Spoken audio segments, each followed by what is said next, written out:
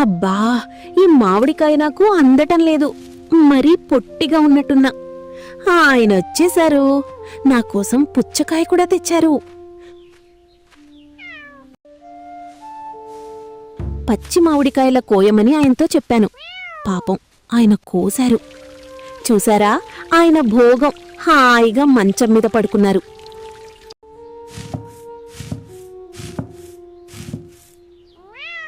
నేను కాయలన్నీ కడుగుతాను.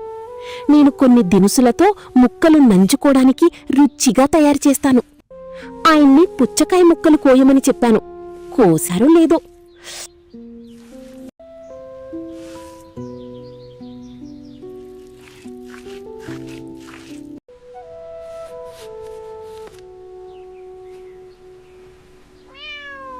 అబ్బా, ఎంత రుచిగా ఉందో!